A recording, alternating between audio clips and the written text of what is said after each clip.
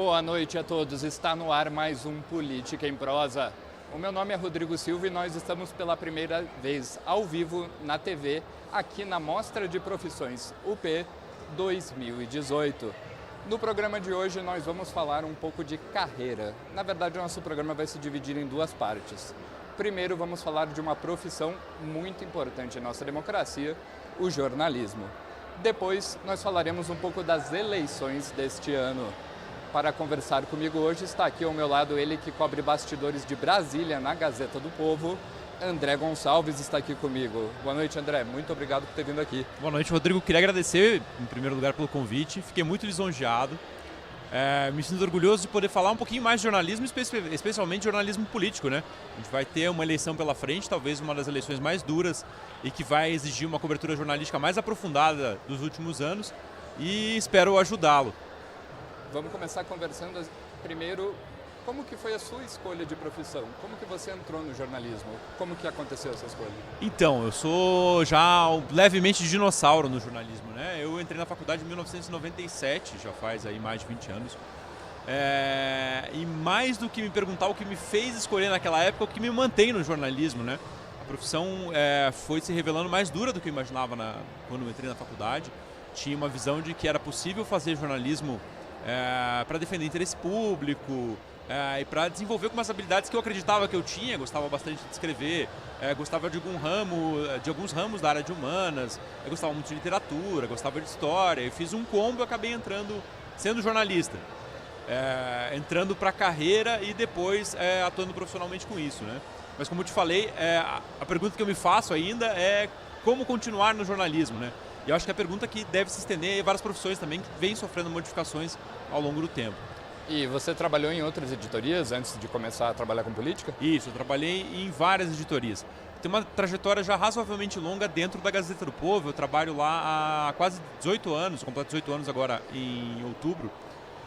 Eu comecei, na verdade, com o esporte. Eu cobri por um tempo, por cerca de 4 anos, esporte.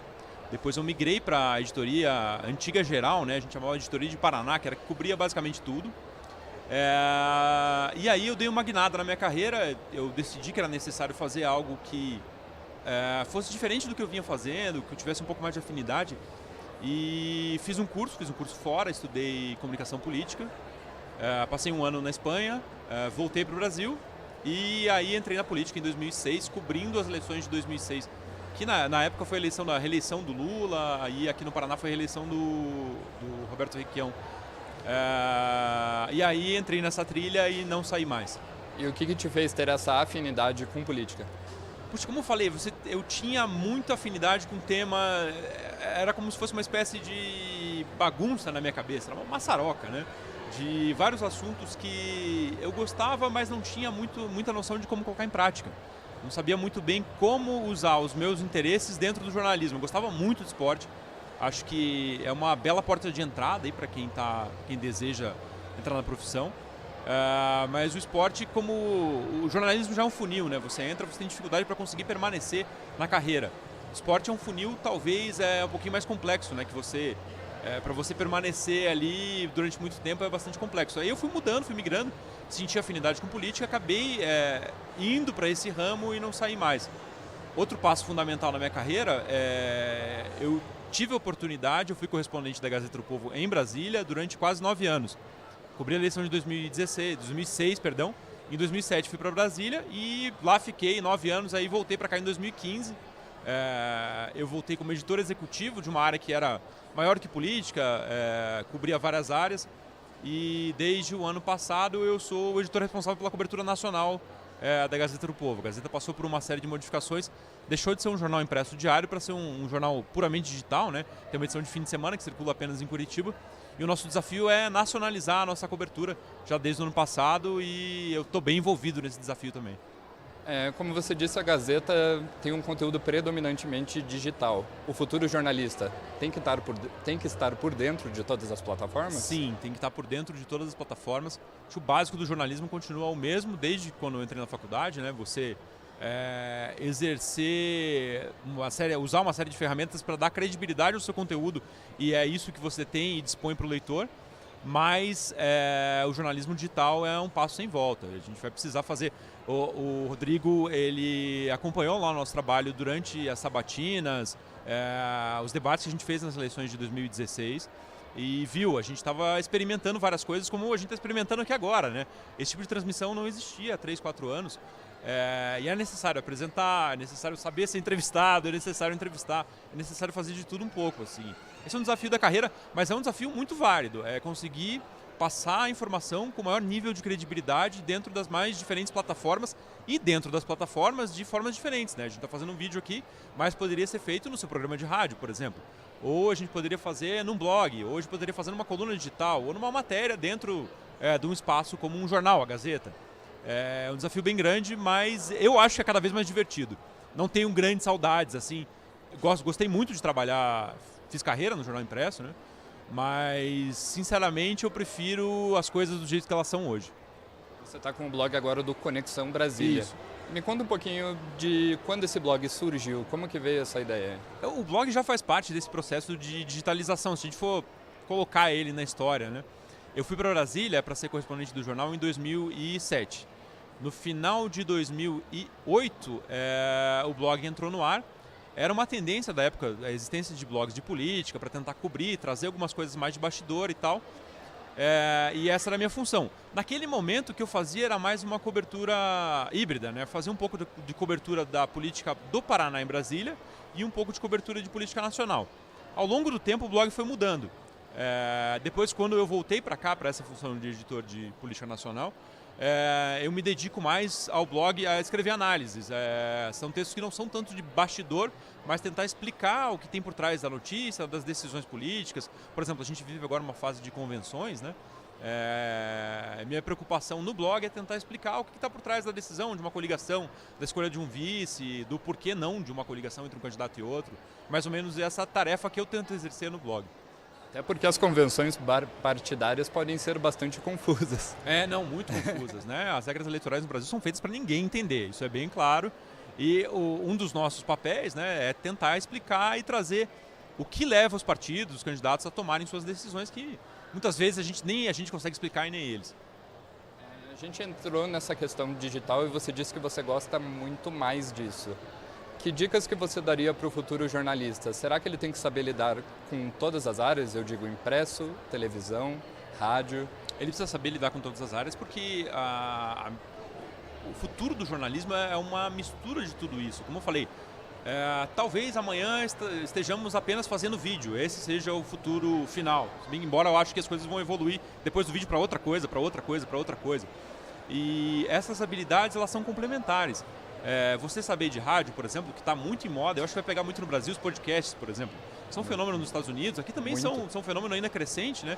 Mas que nada mais são do que velhos programas de rádio, né? São programas em que pessoas se reúnem, formatos em que a gente se reúne para contar uma história. Mais ou menos como a gente está fazendo aqui, só que num outro formato, cara. Escuta no carro, quando está caminhando na academia. E isso é um mix de coisas que já existiam antes, mas são habilidades que realmente são necessárias de você desenvolver. A faculdade é um bom caminho para isso. Muita gente tem certa antipatia até pela faculdade de jornalismo. Eu acho que a faculdade bem aproveitada ela é capaz de dar ferramentas ao futuro jornalista, aos profissionais. E eu acho que essa mistura de habilidades é um caminho sem volta. A gente vai ter que saber fazer tudo. Talvez a gente não saiba fazer tudo bem. Para mim é mais difícil, né? Como eu falei, eu vim de jornal impresso, de uma cultura que era uma cultura mais restrita, de entregar o seu texto no horário, ter um processo industrial muito mais claro. Agora a gente vive tentando fazer uma coisa de cada vez e tudo ao mesmo tempo. É confuso, mas é um desafio muito grande. A nova geração, inclusive, meio que foi criada já nesse meio digital. Exato. Pelo que você percebe até na redação, nos veículos, isso seria uma vantagem ou uma desvantagem? É uma vantagem, sem dúvida nenhuma. Se for pegar os jornalistas da minha geração, a gente achava que seguir uma carreira de impresso era um passo meio que sem volta. Você não conseguiria ir depois para trabalhar numa TV, talvez em rádio e tal, mas você não tinha essa preocupação de misturar as suas habilidades. Eu acho que quem vem agora já traz isso até de uma experiência própria, né? Todo mundo se acha um pouco jornalista hoje em função das redes sociais, em função do que publica. Instagram, se você fizer um cruzamento aí, Instagram, Twitter, Facebook, você só de fazer aquilo bem feito, você já tem algumas habilidades que são muito úteis para o jornalismo. Óbvio que o jornalismo não é rede social, né? A nossa função é uma função de checagem de dados, de apresentar uma informação muito mais bem apurada para o leitor. Eu estou conversando aqui com o jornalista da Gazeta do Povo, André Gonçalves. André, agora mudando um pouco do foco do nosso papo, entrando aí nas eleições. Essas eleições prometem ser muito difíceis, né? A gente tem aí uma conjuntura de 4 anos de Lava Jato, muita corrupção sendo revelada e muitas vezes as próprias leis que regem o processo eleitoral acabam mantendo as pessoas, os políticos que já estão no poder. Como que isso vai impactar na nossa votação, quando a gente for às urnas? Não só Lava Jato, né? A gente vai ter uma eleição que tem uma mistura de vários fatores bombásticos aí, né? A gente estava passando por uma crise econômica, uma descrença na política que é muito em função da corrupção também, mas em função de falta de renovação, né? As pessoas não acreditam nos políticos que estão aí. Vai ser muito dura. Todo esse caldo gera essa situação, principalmente de polarização que a gente vem tendo nos últimos dias. Nos últimos anos, né? Vai ver aí dos últimos 3 anos para cá. A gente tem um processo de polarização crescente, com um discurso de antítese, né? A gente vê lados que são praticamente incapazes de conversar, né, de construir consenso. Isso é muito negativo para a eleição, para o debate eleitoral em si. E aí acho que vem o nosso papel de tentar estimular esse debate. É óbvio que a gente não vai conseguir fazer com que um candidato fale com o outro, ou que esse clima de torcida seja totalmente amainado, mas acho que é nosso papel tentar levantar discussões sobre propostas do que vai ser realmente feito por esses candidatos, né? O que eles têm realmente para apresentar, o que vai mudar as nossas vidas muito além do fla-flu da política. A gente teve até um episódio específico de polarização nas redes sociais, que foi há poucos dias atrás, quando o candidato Jair Bolsonaro esteve no Roda Viva. É isso, pouquíssimos dias, né? Foi na segunda-feira à noite. E aí a gente vê o comportamento de torcida. Eu acho que muito se fala do Bolsonaro, né? Eu acho que o Bolsonaro é um fenômeno novo na política. É necessário que a gente busque entendê-lo e busque principalmente entender os motivos que levam as pessoas a defender algumas posturas mais radicais dele. Por que tanta gente tem se alinhado a ele? Ele é o líder nas pesquisas. Isso é fato, ele não é líder de agora, né? A gente vai pegar os últimos 6 meses, ele vem liderando todas elas num patamar bem elevado, acima dos 20%. O que garantiria a ele uma posição no segundo turno e o que, hipoteticamente, também vai aumentar esse discurso de segregação, de polarização. Eu acho que o fator Bolsonaro mudou completamente o rumo da campanha. Pode ser que ele nem chegue ao segundo turno, pode ser que a gente esteja até queimando a largada, acreditando que vai ter um desempenho sensacional. Mas é preciso entender os fenômenos que levaram ele a chegar onde ele chegou. E acho que esse é o nosso papel como jornalistas, né? Muito mais do que atuar simplesmente na polarização, dizer que, por exemplo, o outro lado também é errado, que a esquerda vem tentando adotar medidas que, enfim, são questionáveis. Eu acho que tudo isso precisa ser bem trabalhado. É a nossa função tentar explicar isso nos mínimos detalhes. Se a gente for pensar, os conceitos de esquerda e direita já estão bem polarizados. O Brasil parece que vive uma realidade um tanto atrasada nesse sentido. Pois é, mas eu não sei se é só no Brasil, né? Em outras roupagens essa discussão também, em formas diferentes e com outras roupagens essa discussão existe em outros países. Existiu nos Estados Unidos, a eleição que levou o Trump à eleição, existiu na França mais recentemente, né? Com a eleição do Macron. Mas eu concordo com você. O tom da discussão esquerda-direita no Brasil remete muito à Guerra Fria, né? A gente vai lembrar de uma discussão lá de trás. E aí, é bom deixar claro, não só de um lado. Tanto a direita quanto a esquerda têm exatamente o mesmo comportamento de tentar deixar esse clima dos anos 50 no Brasil. Até a gente está falando em podcast, vou fazer aqui uma citação. Eu tenho escutado muitos podcasts que têm sido feitos pela Folha de São Paulo, sobre os ex-presidentes do Brasil, né? E você vai escutando esse discurso de polarização, existiu lá no começo da República, desde que o Deodoro afundou, depois com Marechal Floriano, depois na República Velha, com Getúlio Vargas, João Goulart, o golpe de 64, a gente já viveu isso durante vários momentos.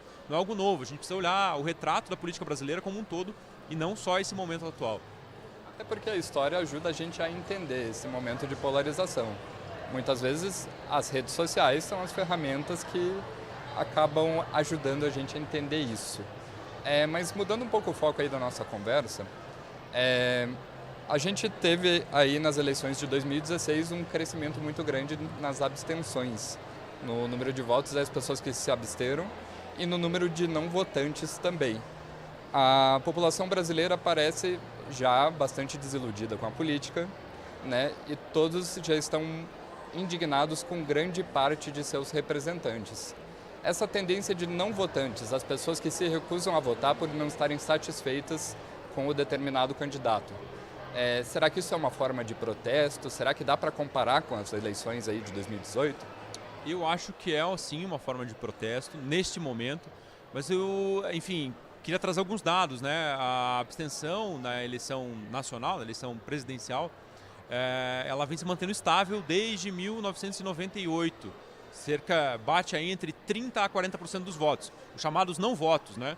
Que é o pessoal que não vai votar, mais os brancos e nulos. Pesquisas mostram que as atuais declarações, né, de abstenção, de voto, são similares também nas pesquisas no mesmo período de eleições passadas desde 1989. Ou seja, em julho da eleição de 89, esse patamar era parecido com o de agora. Pode ser que cresça um pouco, eu acho sinceramente que ele não vai ter grande interferência na votação, no resultado geral. Acho que esse caldo, como a gente falou, de uma eleição bastante polarizada, com uma crise política e uma crise econômica somada, que vai ser mais preponderante para o resultado final e não tanto para a abstenção. Elas podem ocorrer. A gente tem aí alguns dados recentes que mostram que a abstenção vem ocorrendo. A gente tem o caso do Tocantins, houve eleições extraordinárias no Tocantins e o número de abstenções foi superior ao número de votantes. Eu não acredito que isso aconteça numa eleição nacional, ainda mais polarizada do jeito que vai estar. Esse comportamento de time, por outro lado, leva mais gente a votar. Não acredito que a abstenção é um grande problema. Essa é uma opinião particular minha, né? Mas eu acredito que vai ser por aí. Até também a gente tem nessa eleição um número muito grande de indecisos. Sim. E esses indecisos normalmente aparecem nos cenários onde o ex-presidente Lula não está incluído. Exato. Caso o Lula possa participar de campanha, de propaganda, qual será que deve ser o peso do eleitorado do ex-presidente Lula nas eleições aí? Vou falar pelos números também, né? Tentar diminuir paixões de todos os lados, né? Possivelmente o Lula não vai conseguir concorrer, pela lei da ficha limpa ele não pode concorrer, ele foi condenado em segunda instância. E o que não se sabe no momento é qual vai ser exatamente o rito, né? Ele vai apresentar sua candidatura, deve ser homologado agora no próximo sábado pelo PT. O registro deve ocorrer até o dia 15 de agosto. E a expectativa é de que a negação do registro dele ocorra ainda nesse mês ou até, no máximo, até meados de setembro. Bom, o que acontece sem o Lula é que quanto mais ele conseguir postergar esse passo a passo, se ele conseguir levar até um prazo final, que seria aí por volta de 17 de setembro, acho que ele tem mais condições de transferir votos. Quanto mais ele estender, parecer que é candidato, houver horário eleitoral com ele, o horário eleitoral começa agora já daqui a alguns dias, e dia 9 já tem o primeiro debate, não deve ter ninguém no PT, porque o Lula está preso, né, e até lá ele deve ser candidato mesmo. Quanto mais ele aparecer neste momento, conseguir trazer a imagem de que ele é candidato, mais facilidade ele vai ter para transferir votos lá na frente. O que se vê agora, ele tem cerca de 30% dos votos em diferentes institutos de pesquisa, né? A gente teve pesquisas recentes aí na semana, Paraná Pesquisas, Data Poder 360, a gente teve uma pesquisa que é feita por um instituto lá de Pernambuco chamado IPESP, são pesquisas telefônicas, a gente está levando em consideração todo tipo de pesquisa, né? Essa mais recente mostra, por exemplo, sem o Lula no cenário e com o Haddad no cenário, ele aparece com 2% o Haddad. Quando o eleitor é comunicado que o Haddad é apoiado pelo Lula, ele salta para 12%. Uma transferência já primária, né? A gente vê que ele com 10 pontos a mais e na segunda colocação, com mais chances de ir ao segundo turno, por exemplo, com o Jair Bolsonaro. Se ele transferir 20%, certeza de que teremos um candidato apoiado pelo Lula no segundo turno. Mas como eu falei, tudo depende desse processo. Se ele sair antes e tiver menos discurso para fazer e menos tempo para preparar o terreno para essa transferência de votos, vai ser mais difícil para ele conseguir concretizá-lo. Mas será que há a possibilidade de um candidato, um plano B do PT, ter a mesma transferência de votos que Lula tem? Isso é um mistério, né? O que se sabe, por exemplo, que a pesquisa mostrou que uma transferência imediata, simples fácil de falar, esse sujeito que você não conhece, é apoiado pelo Lula, ele ganha 10 pontos percentuais, salta de 2% para 12%. É um número bastante interessante para esse plano B. Que seria o Fernando Haddad, né? Que apesar de ter sido prefeito de São Paulo, ele é bastante desconhecido ainda, teria um potencial para tentar ganhar votos e captar esse eleitorado que seria do Lula. Tem um dado interessante, né? Porque o Haddad já foi um poste do Lula.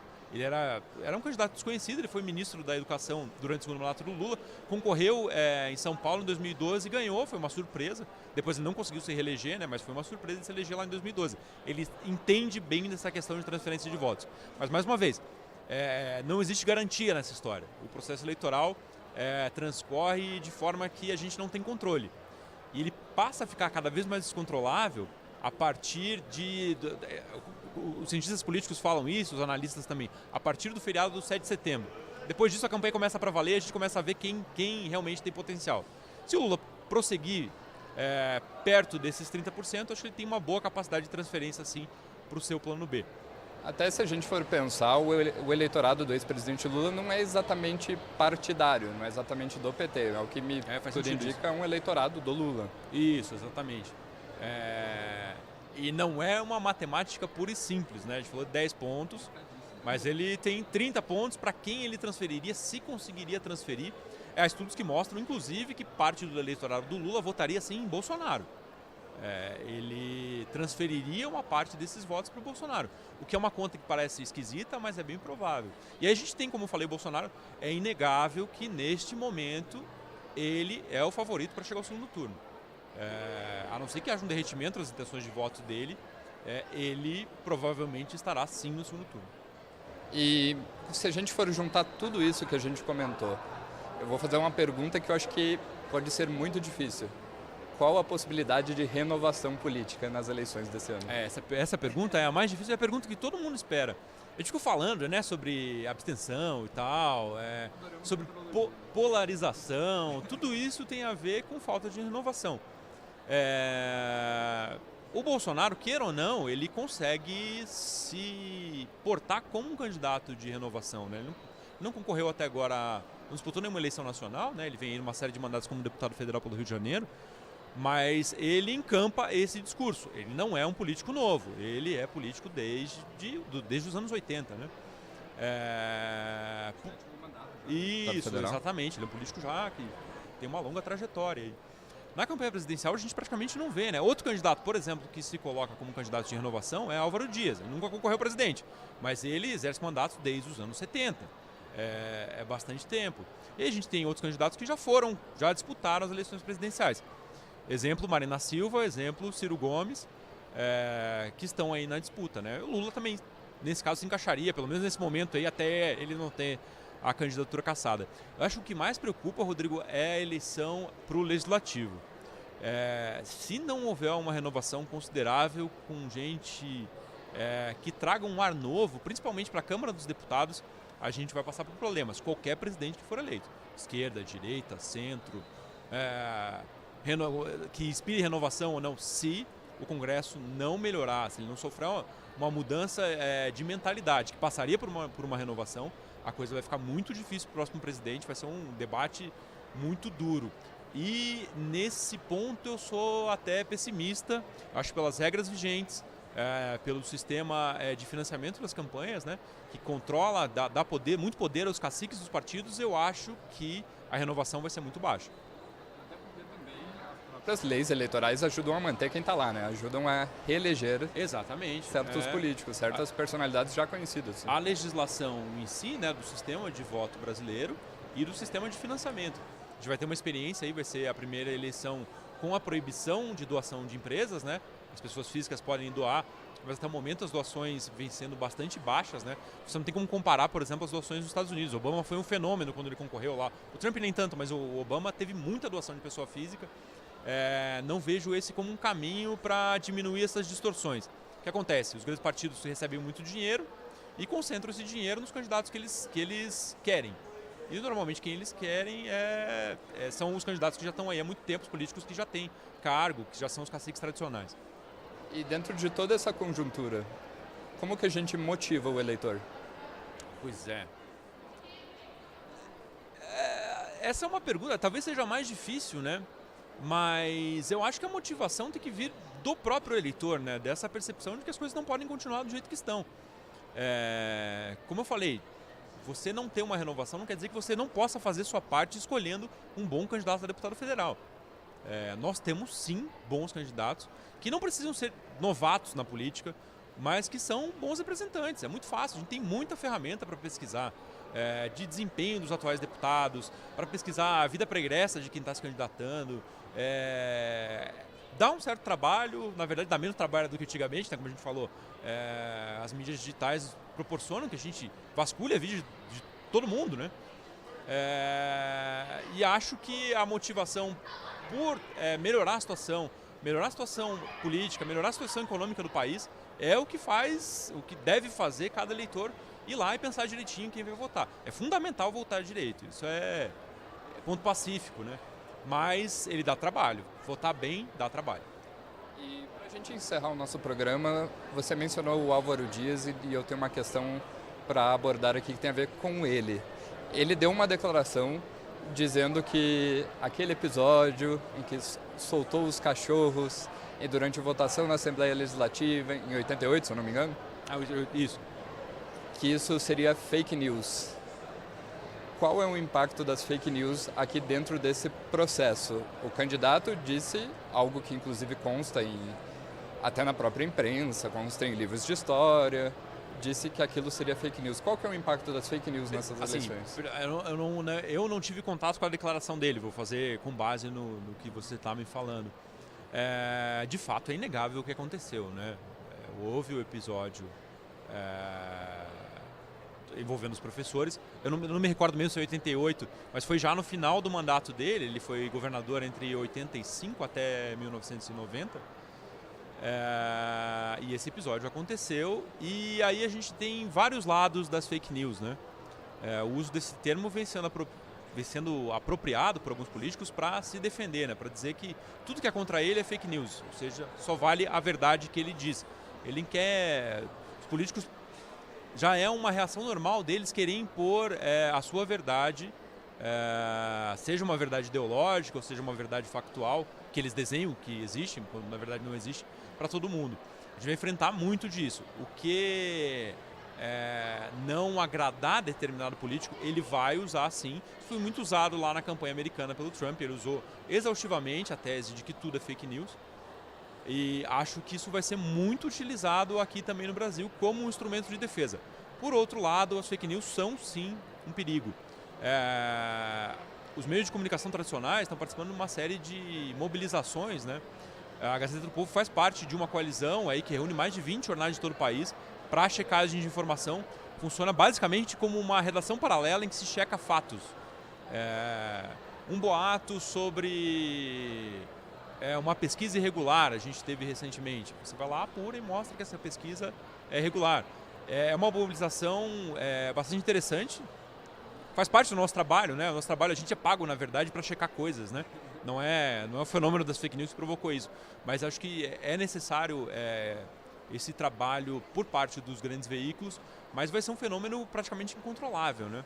Aí faz parte das pessoas também se preocuparem em checar a informação, em saber se elas estão lidando com uma informação correta e cuidado ao repassar essa informação, né? Ter preocupação se é uma informação checada, se bate. Dá um pouquinho de trabalho, como eu falei, como votar dá trabalho, dá trabalho também você checar informação, mas dá menos, né? Você, com o Google você resolve várias coisas ali para saber se uma informação faz sentido ou não.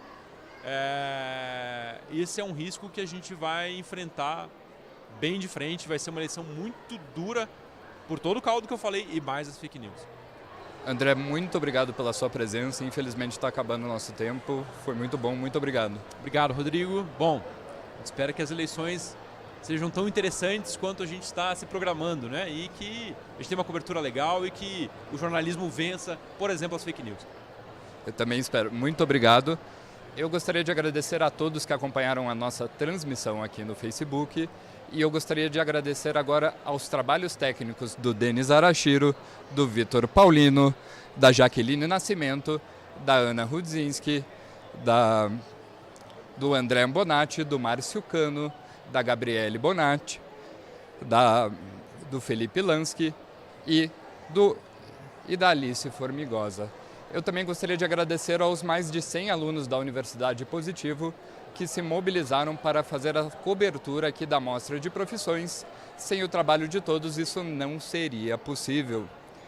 Eu agradeço a vocês todos que nos assistiram novamente e nós nos vemos na Mostra de Profissões UP 2019. Muito obrigado e até o ano que vem. Tchau!